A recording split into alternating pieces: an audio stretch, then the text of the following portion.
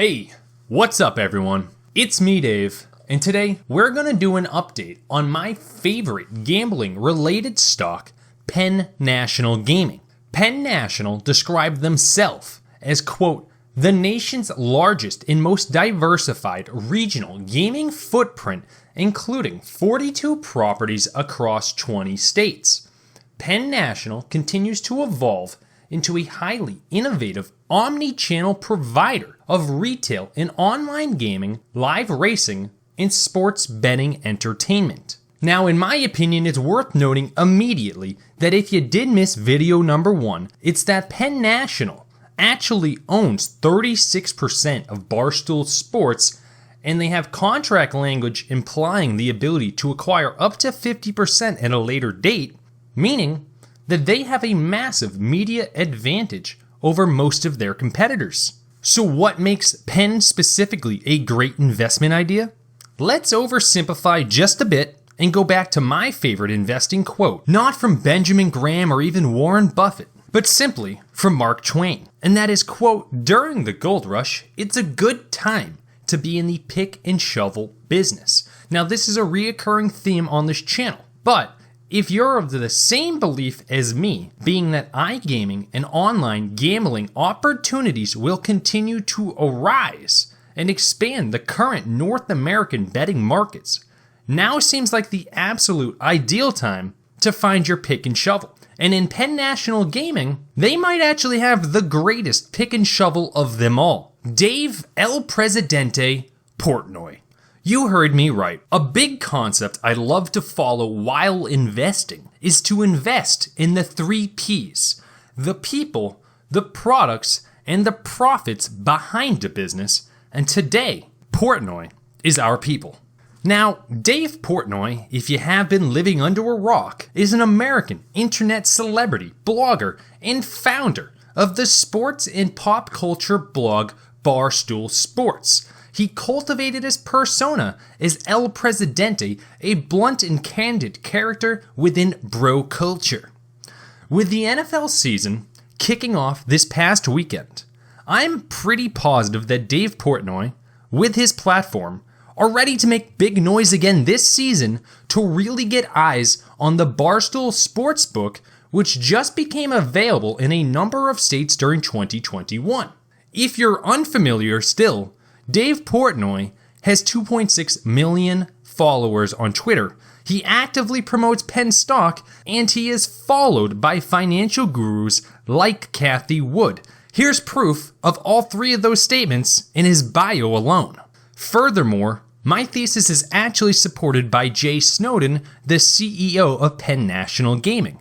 And their 10Q filed for the second quarter of 2021, it says directly, quote, we are making great strides in the planned rollout of our Barstool Sportsbook. Following our Indiana launch in May, we anticipate more than doubling our footprint by the start of the 2021 NFL season in early September, with upcoming launches in Colorado, New Jersey, Tennessee, Virginia, and even Arizona.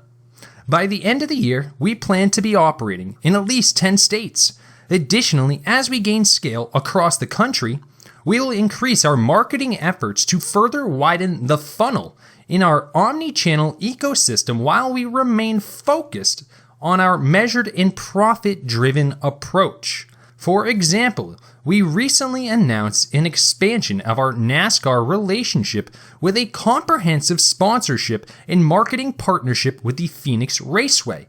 Further, we have agreed to act as the official sports betting partner for the upcoming August 29th boxing event between Tyron Woodley and Jake Paul, which will include Barstool Sportsbook branded segments, including featured key personalities.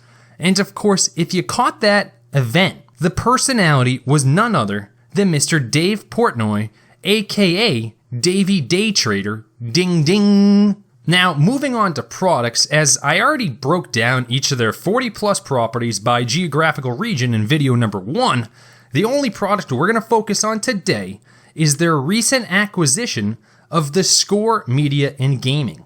The acquisition occurred on August 5th, 2021, and it leaves us asking one simple question: who is Score Media?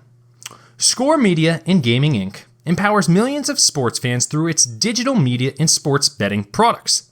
Its media app, The Score, is one of the most popular in North America, delivering fans highly personalized live scores, news, stats, and betting information from their favorite teams, leagues, and players. The company's sports betting app, The Score Bet, delivers an immersive and holistic mobile sports betting experience and is currently available to place wagers in New Jersey, Colorado, Indiana, and Iowa. Penn National used its existing cash on its balance sheet to complete the deal.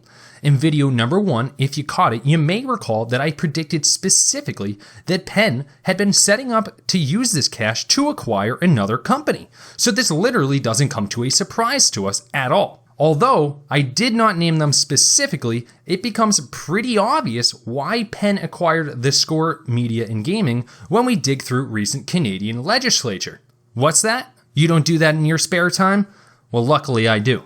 On June 22, 2021, Bill C-218 was passed by the Canadian Senate and received royal assent on June 29th, legalizing single-event sports betting in Canada. By the end of 2021, Ontario is expected to have the framework ready and set for private operators like The Score to enter the market.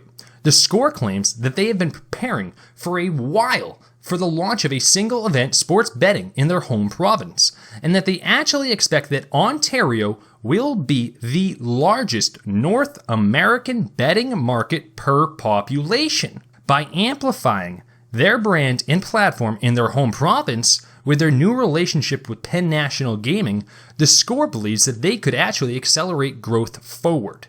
With that in mind now, let's move ahead to the numbers, baby. Now, considering that last time we covered Penn, we dug pretty extensively through income statements while digging through gross margin and SG&A data, I think today's video should focus on their new counterpart, The Score. According to their own most recent investor presentation, The Score maintained strong fiscal 2021 performance, continuing with the third straight quarter of record media revenue along with all-time high user engagement metrics. They set a new Q3 record for media revenue of $8.9 million, which was up 270% year over year due to COVID, but that was still up 5% from the numbers in 2019.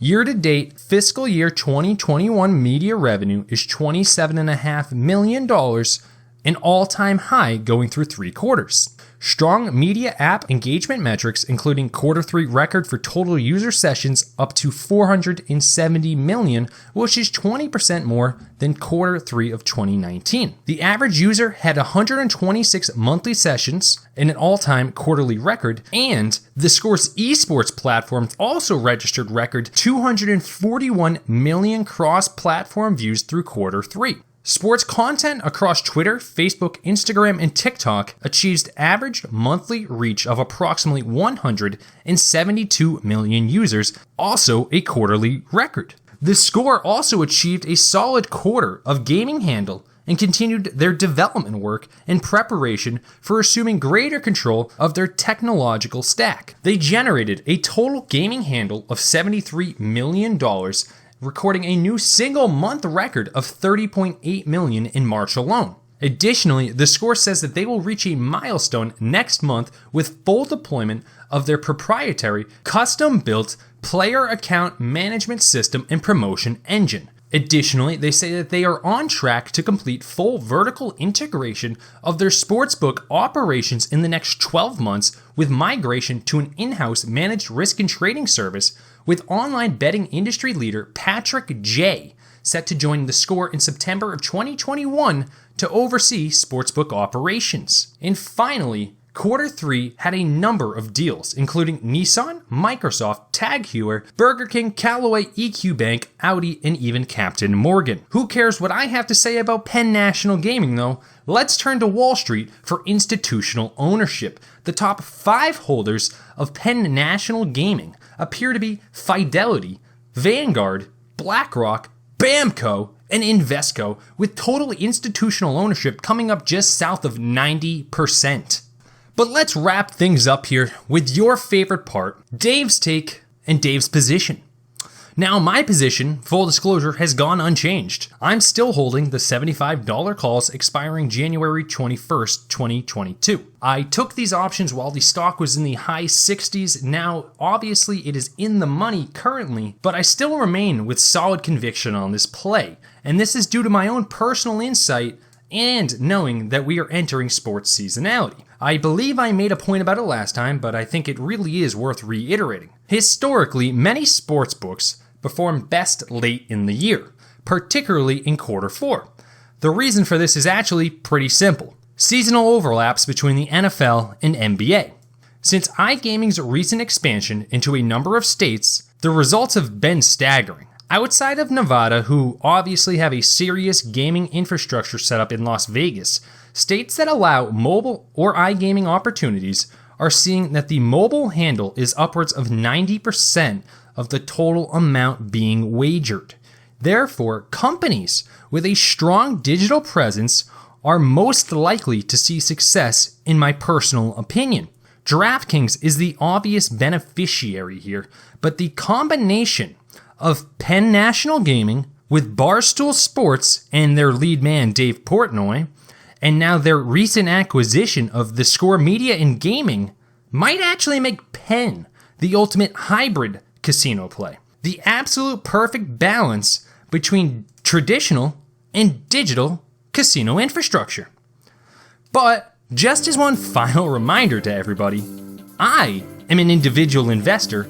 I am not a financial advisor. This should not be considered your financial advice. All opinions expressed are my own and are indeed subject to change during mood swings. My name is Dave, and this has been The Market Board.